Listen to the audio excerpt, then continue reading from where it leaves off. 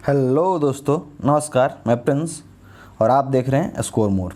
चलिए आज के करंट अफेयर और स्टैटिक जीके के सेशन में हम लोग स्टार्ट करते हैं।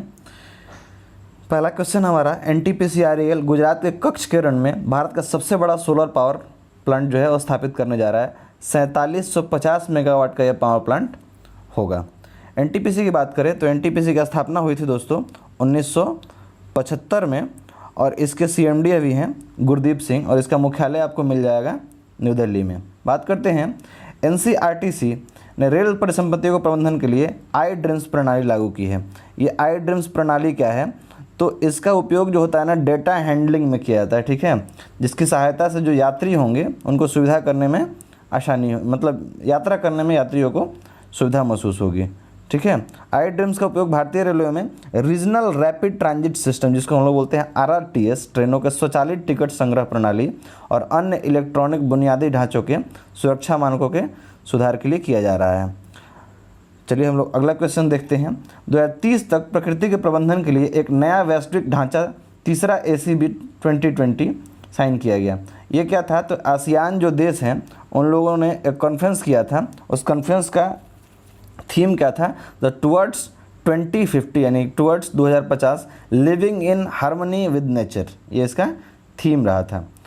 आसियान में 10 देश आते हैं। 10 देशों का नाम आप लोग हमें कमेंट करके बताएं, क्योंकि मैंने इसके लिए एक अलग से वीडियो बना रखा था। वैसे मैं एक बार बता दूं आपको, याद कर लीजिए।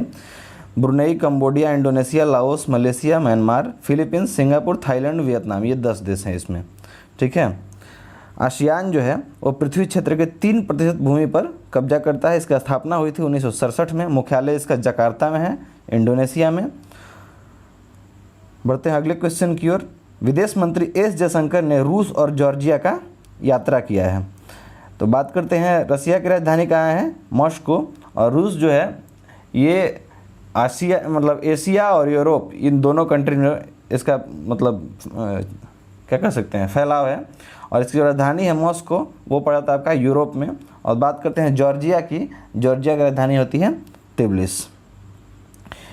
अगला क्वेश्चन हमारा, इंटरवेव और UN वुमेन ने भारत में UNWEP को लागू करने के लिए आपस में साझेदारी की है। अगला है हमारा, हेल्थ केयर स्टार्टअप्स को बढ़ावा देने के लिए T-Hub और अटल इनोवेशन मिशन ने आपस में भागीदारी की है। अब हम बात करते हैं अटल मिशन क्या है। तो अटल मिशन का जो हेड बनाया गया है उनका नाम है डॉक्टर चिंतन वैष्णव और इसका मुख्यालय आपको मिलेगा नई दिल्ली में। और T-Hub की बात करते हैं हम लोग, तो T-Hub की स्थापना हुई थी 2015 में। इसके संस्थापक हैं श्रीनिवास कोविलपारा और CEO हैं रवि नारायण। मुख्यालय आपको मिल जाएगा हैदराबाद, तेलंगाना में।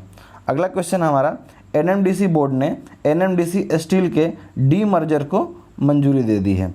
ये डीमर्जर को मंजूरी दे दी है, इसका मतलब क्या होता है कि डीमर्जरिंग के तहत NMDC लिमिटेड द्वारा धारित NMDC स्टील लिमिटेड की संपूर्ण शेयर पूंजी रद्द कर दी जाएगी और इसके लिए नए इक्विटी शेयर NMDC लिमिटेड के सभी शेयरधारकों को उसी अनुपात में जारी किए जाएंगे। भारत सरकार ने 2025 तक भारत के इस इस्पात उत्पादन को 300 मिलियन टन प्रति वर्ष तक बढ़ाने की योजना बनाई है। अगला क्वेश्चन हमारा, मणिपुर के मुख्यमंत्री बीरेन सिंह द्वारा नाबार्ड योजनाओं को शुरुआत की गई। नाबार्ड ने केरल में विकास परियोजनाओं को मंजूरी दी है। नाबार्ड का फुल फॉर्म क्या होता है? देखिए, नाबार्ड का फुल फॉर्म होता है हमारा कि national bank for agriculture and rural development और इसकी स्थापना होती है 1982 में, 12 जुलाई 1982 को। ये अधिनियम था 1981 का और 82 में इसको लागू किया गया था। ये शिवरामन समिति के इन पे रिकमेंडेशन पे इसको स्थापित किया गया था। इसके अध्यक्ष हैं गोविंदा राजुलू चिंताला और इसका मुख्यालय आपको मिल जाएगा मुंबई, महाराष्ट्र में। बढ़ते हैं आगे। अशांत द्विपक्षीय संबंधों के बावजूद चीन भारत व्यापार H1 2021 में 57 बिलियन पार का व्यापार हुआ है। हाँ, इतना गतिरोध होने के बावजूद भी ये जो व्यापार रहा इंडिया और चाइना के बीच, वो 57 बिलियन को पार कर चुका है। बढ़ते हैं आगे। पत्रकार ओम चेरी NN पिल्लई को 2021 के BKS साहित्य सम्मान से सम्मानित किया गया। ये एक मलयालम पत्रकार हैं, साथ साथ नाटककार, उपन्यासकार, सब कुछ हैं। इनका नाम है ओमचेरी NN पिल्लई। इनको मलयालम भाषा और साहित्य में उनके योगदान के लिए 2021 के बहरीन केरलीय समजम, जिसको बोलते हैं BKS के साहित्य पुरस्कार से इनको सम्मानित किया गया। इस पुरस्कार में आपको मिलते हैं 50,000 रुपये का नगद और एक प्रशस्ति पत्र। ठीक है। अगला क्वेश्चन हमारा, शेर बहादुर देउबा, इनको 5वीं बार नेपाल का प्रधानमंत्री मतलब चुना गया। तो ये शेर बहादुर देउबा के बारे में जब बात करते हैं तो ये 75 वर्ष के हैं और ये 5वीं बार नेपाल के प्रधानमंत्री के रूप में शपथ लिए हैं। और इसके पहले प्रधानमंत्री जो थे उनका नाम था KP शर्मा ओली, जिनके हिसाब से पूरा वर्ल्ड ही था नेपाल का। थाईलैंड की PTT GRSC ने भारत की अवाडा एनर्जी में 41.6% हिस्सेदारी का अधिग्रहण किया है। तो ये क्या है, तो देखिए global renewable synergy company limited, जिसका नाम है GRSC, global power synergy public company limited GPSC की सहायक कंपनी है। और थाईलैंड राज्य के स्वामित्व वाले PTT समूह की एक इकाई ने भारत के अक्षय ऊर्जा प्रदाता अवाडा एनर्जी प्राइवेट लिमिटेड में 41.6% की हिस्सेदारी हासिल कर ली है। अगला क्वेश्चन हमारा, चीन ने दुनिया के पहले वाणिज्यिक SMR का निर्माण शुरू किया है। तो ये क्या है, तो चीन नेशनल न्यूक्लियर कॉरपोरेशन ने चीन के हैनान प्रांत में चांगजियांग परमाणु ऊर्जा संयंत्र में लिंगलोंग-1 नामक दुनिया के पहले वाणिज्यिक स्मॉलर मॉड्यूलर रिएक्टर, जिसको बोलते हैं SMR के निर्माण की आधिकारिक शुरुआत कर दी है। अगला क्वेश्चन हमारा, ध्रुवीय जीव विज्ञानियों ने अंटार्कटिका से मॉस की एक नई प्रजाति खोज की है, जिसका नाम है क्या, तो ब्रायम वार्टेनिसिस, जिसका नाम भारत के नाम पर रखा गया है। तो मॉस क्या होता है, इसको काई हम लोग बोल सकते हैं। ठीक है। और ये अंटार्कटिका स्टेशन जो है हमारा है भारती, उसके लिए एक श्रद्धांजलि के रूप में इसका नाम रखा गया है। बढ़ते हैं अगला क्वेश्चन, असम के चिरांग रिजर्व फॉरेस्ट में 2 नई स्पाइडर प्रजातियों की खोज की गई है। अच्छा, स्पाइडर मतलब क्या होता है, वही मकड़ी, उसकी प्रजाति की खोज की गई। इसका नाम क्या क्या है, तो ग्रेविलिया बोरो और डेक्सिपस क्लेनी, ये 2 तरह की मकड़ियों का खोज किया गया है असम के चिरांग रिजर्व फॉरेस्ट में। अगला क्वेश्चन हमारा, भारत BWF विश्व बैडमिंटन चैंपियनशिप 2026 की मेजबानी करेगा और साथ साथ सुदीरमन कप 2023 चीन में स्थानांतरित कर दिया गया। तो इसकी जानकारी मैं आपको दे दूं, तो भारत 2026 में बैडमिंटन वर्ल्ड फेडरेशन, BWF का फुल फॉर्म होता है बैडमिंटन वर्ल्ड फेडरेशन की चैंपियनशिप की मेजबानी करने के लिए पूरी तरह से तैयार है। यह जानकारी खेल की वैश्विक शासी निकाय बैडमिंटन वर्ल्ड फेडरेशन द्वारा प्रदान की गई है। यह दूसरा मौका होगा जब भारत 2009 के बाद हैदराबाद, तेलंगाना में इस कार्यक्रम की मेजबानी करेगा। बढ़ते हैं आगे।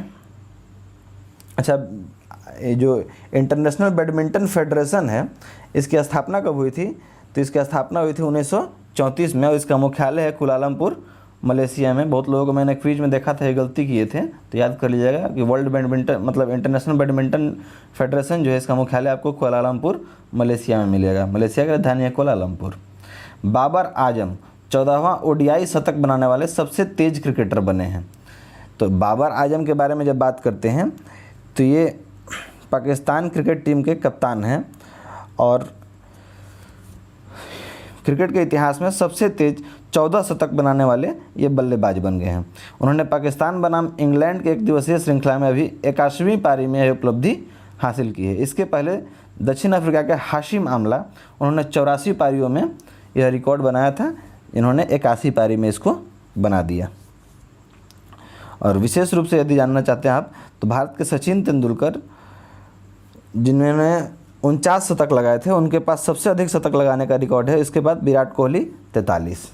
बढ़ते हैं आगे। VP वेंकैया नायडू ने JS इफ्तिखार द्वारा लिखित पुस्तक Urdu poets and writers James of Deccan प्राप्त की है। ये क्या है, तो भारत के उपराष्ट्रपति वेंकैया नायडू ने JS इफ्तिखार, जो हैदराबाद तेलंगाना के वरिष्ठ पत्रकार हैं, उनके द्वारा लिखित Urdu poets entitled James of Deccan नामक पुस्तक प्राप्त की है। पुस्तक दक्कन क्षेत्र के साहित्य और सांस्कृतिक परंपराओं पर प्रकाश डालती है। अगला क्वेश्चन हमारा, हरियाणा के मुख्यमंत्री मनोहर लाल खट्टर ने हरियाणा पुलिस पर पुस्तक अनटोल्ड स्टोरीज का अनावरण किया है। ठीक है, तो हरियाणा के जो मुख्यमंत्री हैं मनोहर लाल खट्टर ने इस पुस्तक का अनावरण किया जिसका नाम है अनटोल्ड स्टोरीज। अगला क्वेश्चन हमारा, DSEU ने जापान में छात्रों को प्रशिक्षित करने के लिए हिनोडे और इचिशिन के साथ एक समझौता ज्ञापन पर हस्ताक्षर किया है। और अगला क्वेश्चन हमारा, WFP और राजस्थान सरकार लक्षित सार्वजनिक वितरण प्रणाली में सुधार के लिए भागीदारी किए हैं।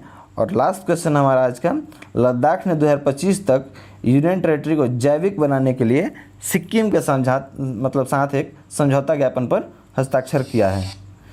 और आज के हम लोग स्टैटिक जीके के सेशन की ओर बढ़ते हैं। तो हमारा पहला क्वेश्चन है, ग्रीन बुक ये किसका ऑफिशियल बुक है? तो ये ऑफिशियल रिपोर्ट देता है आपको इटली और ईरान के जो ऑफिशियल रिकॉर्ड्स होते हैं वो दर्ज होते हैं ग्रीन बुक में।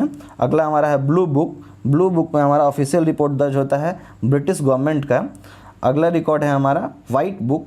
वाइट बुक क्या है? The official publication of Portugal, China and Germany. अगला क्वेश्चन हमारा येलो बुक किसके लिए है? The reports of public of the French government. अगले कुछ और रिकॉर्ड बुक्स हैं जिसके बारे में हम लोग जानने वाले हैं। ऑरेंज बुक, ऑरेंज बुक जो है official reports of government of Netherland के लिए है। और रेड बुक जो है इसमें जितने भी वैनिस्ड कोई डेटा होता है, मतलब जिस पे निषेध लगा दिया गया है, उस तरह के जो रिकॉर्ड्स होते हैं उनको रेड बुक में हम लोग डालते हैं। ग्रे बुक की यदि बात करते हैं तो report of the government of Belgium and Japan, Belgium और जापान के गवर्नमेंट का जो भी डेटा होता है वो ग्रे बुक में दर्ज होता है। जॉइंट पेपर की यदि बात करते हैं तो जॉइंट पेपर ऑफ 2 और मोर और 2 गवर्नमेंट्स, यानी कि 2 सरकारों के बीच में यदि कोई आपसी सहयोग का यदि कोई पेपर या फिर MOU है, यानी मेमोरेंडम ऑफ अंडरस्टैंडिंग, वो आपका दर्ज होगा जॉइंट पेपर में। और last but not list white paper की यदि बात करते हैं तो ये है द अथॉरिटीज़ प्रैक्टिकल और facts issues by the government starting it's view on a particular matter. इसको वाइट पेपर पर दर्ज किया। देखिए वाइट पेपर है और एक मैंने दिखाया था आपको वाइट बुक, इन दोनों में अंतर है, इसको थोड़ा सा आप लोग क्लियर कर लीजिएगा। और अंतिम बात मैं बता दूं, यदि इस वीडियो का PDF लेना चाहते हैं तो आप इस टेलीग्राम चैनल पर जुड़ सकते हैं, जिसका लिंक आपको मैं डिस्क्रिप्शन में भी दे दूंगा। और ये है आपके सामने स्कोर मोर ऑफिशियल, इस पर आप जुड़िए और इस वीडियो का PDF ले सकते हैं। धन्यवाद।